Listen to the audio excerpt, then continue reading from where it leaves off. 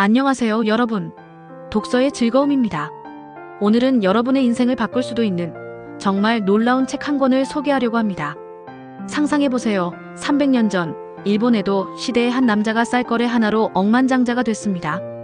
그런데 이 사람 단순히 돈을 많이 번 것뿐 아니라 오늘날 주식, 부동산, 심지어 암호화폐 투자에도 통하는 불변의 투자 비법을 남겼다고요. 이 사람 바로 거래의 신 혼마 문에이사입니다. 무사가 돈을 벌었다고. 처음 이 책 제목을 봤을 때 저도 그런 생각이 들었어요. 하지만 이 책 단순한 성공 스토리가 아니에요. 문에이사는 손자병법과 논어를 사랑했던 인물로 그의 투자 철학은 단순히 돈을 버는 기술을 넘어 삶의 지혜를 담고 있죠. 여러분, 혹시 투자로 큰 돈을 벌고 싶거나 아니면 삶에서 더 현명한 결정을 내리고 싶으신가요? 그렇다면 이 영상 끝까지 놓치지 마세요. 오늘 저와 함께 문에이사의 투자 비법과 그가 남긴 놀라운 지혜를 하나씩 파헤쳐 보겠습니다. 그리고 중간중간 여러분이 더 깊이 이해할 수 있도록 현대 투자와 연결지어 설명할게요. 자, 준비되셨나요? 그럼 지금부터 시작합니다. 그리고 이 책의 핵심 내용을 정리한 PDF 자료를 아래 블로그에서 무료로 다운로드 하실 수 있어요. 영상 끝까지 보시고 꼭 블로그에 들러 PDF 받아가시고 이 책도 꼭 읽어보시길 추천드립니다. 자, 그럼 본격적으로 들어가 볼까요? 본론 이론마 문에이사.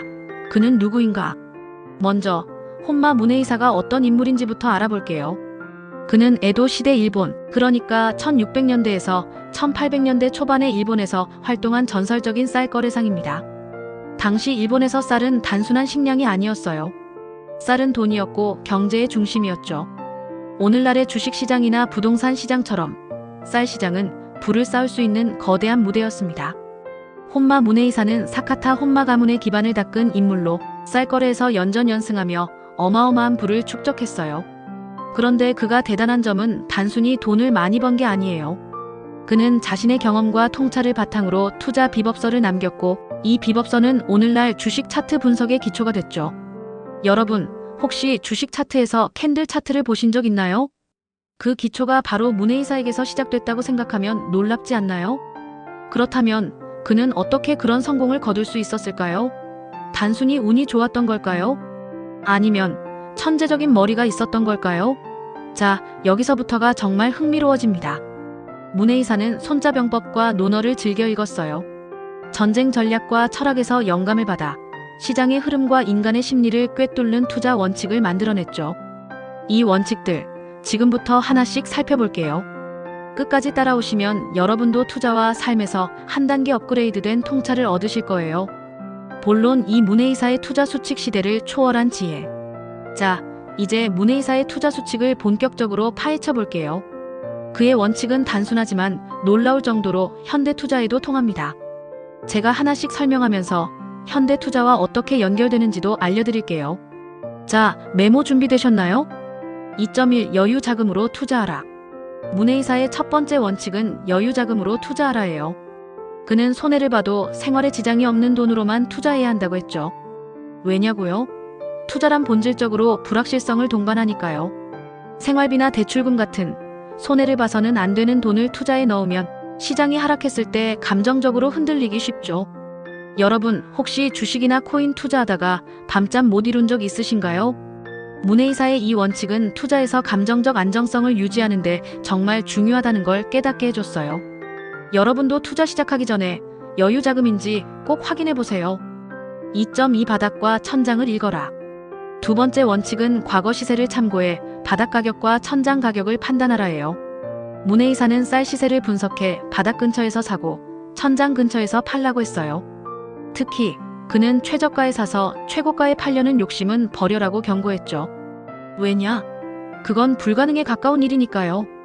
저도 예전에 더 오를 거야라는 욕심에 주식을 안 팔았다가 큰 손실을 본 적이 있어요. 문에이사의 이 원칙을 알았다면 적당한 시점에 이익을 챙겼을 텐데 말이죠. 현대 투자에서도 이 원칙은 기술적 분석, 예를 들어 이동평균선이나 RSI 같은 지표를 통해 바닥과 천장을 판단하는 데 적용할 수 있어요. 여러분, 이 원칙 기억해 두시면 투자 실수가 확 줄어들 거예요. 2.3 감정을 통제하라. 세 번째 원칙은 감정이 격앙될 때는 매매를 자제하라예요. 시장이 급등하거나 급락할 때 우리는 흥분하거나 두려움에 빠지기 쉽죠. 문혜이사는 이런 순간에 냉정함을 잃지 말라고 했어요.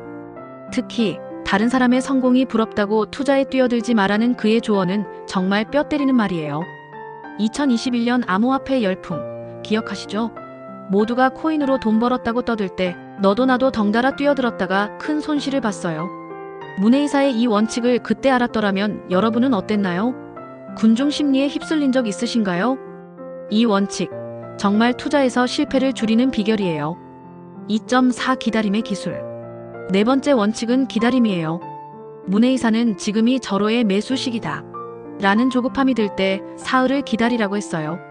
그리고 이익을 얻거나 손실을 본 후에는 40일에서 50일간 투자를 쉬며 다음 기회를 기다리라고 했죠. 이게 왜 중요할까요? 시장은 도망가지 않아요. 조급함은 오히려 실수를 부르죠. 이 원칙, 저에게 정말 큰 깨달음이었어요. 예전에 주가가 조금 오르면 바로 팔거나 떨어지면 겁나서 던졌던 적이 많았거든요. 문혜이사의 기다림 철학은 투자뿐 아니라 삶에서도 중요한 교훈이에요. 여러분도 다음 투자 결정 전에 사흘만 기다려보세요. 놀라운 변화가 있을 거예요. 자, 여기까지 문혜이사의 투자 수칙을 살펴봤는데요. 아직 더 흥미로운 이야기가 남아있어요. 그가 어떻게 쌀 시세를 예측하고 현대 주식 차트의 기초를 닦았는지 지금부터 더 깊이 들어가 볼게요. 끝까지 놓치지 마세요. 본론 3사카타 5법 차트 분석의 기원. 자, 이제 문혜이사의 가장 놀라운 업적 중 하나, 사카타 5법을 소개할게요. 여러분, 주식이나 코인 차트에서 캔들 차트를 보신 적 있죠? 그 캔들 차트의 기초가 바로 문혜이사가 만든 거예요. 그는 쌀 시세를 분석하며 5가지 패턴을 발견했고 이를 사카타 5법이라고 이름 붙였죠. 이건 오늘날 기술적 분석의 뿌리라고 할 수 있어요. 사카타 5법은 5가지 패턴으로 구성돼요. 하나씩 간단히 설명할게요.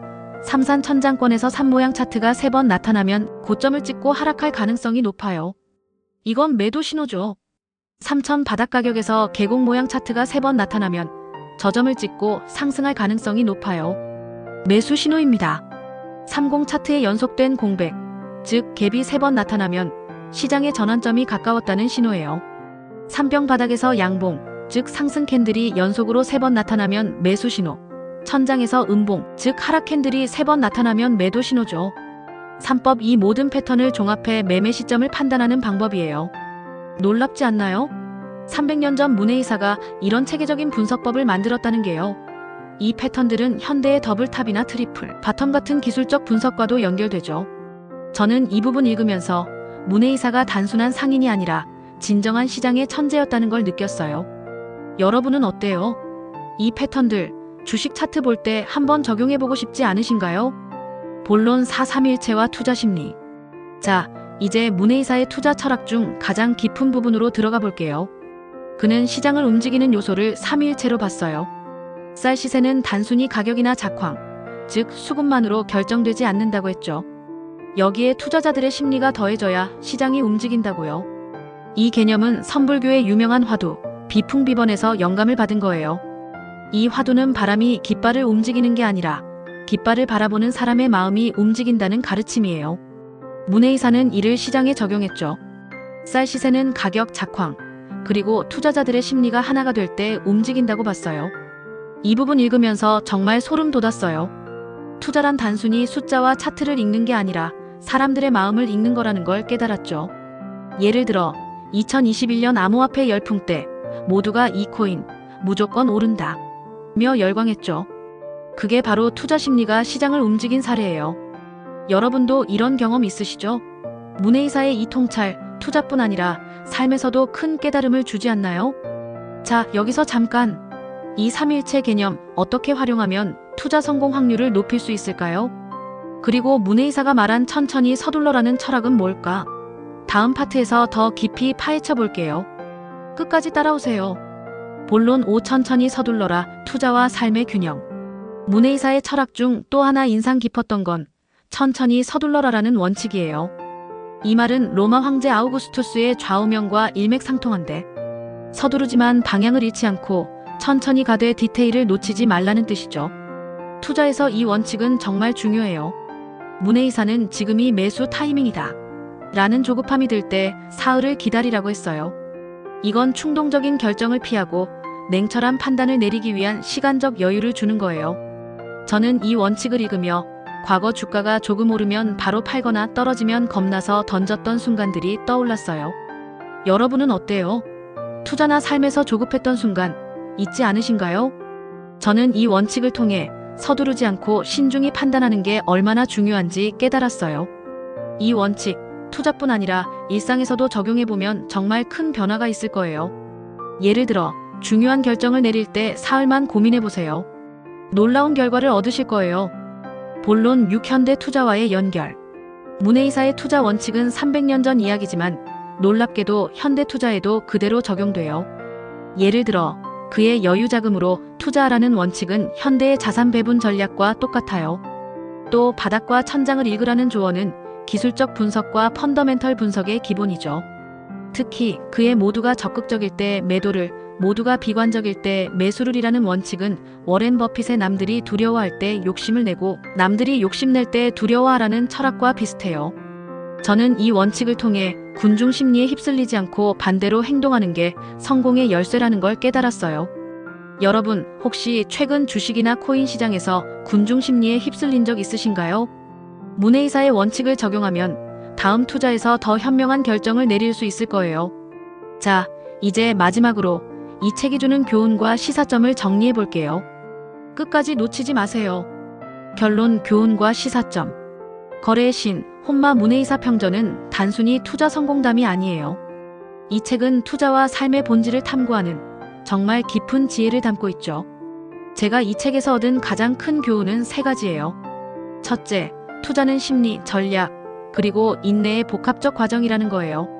문혜이사는 시장의 흐름을 읽고 자신의 감정을 통제하며 인내심을 가지고 기회를 기다리는 법을 가르쳐줬어요. 둘째, 금융 지식의 중요성이에요.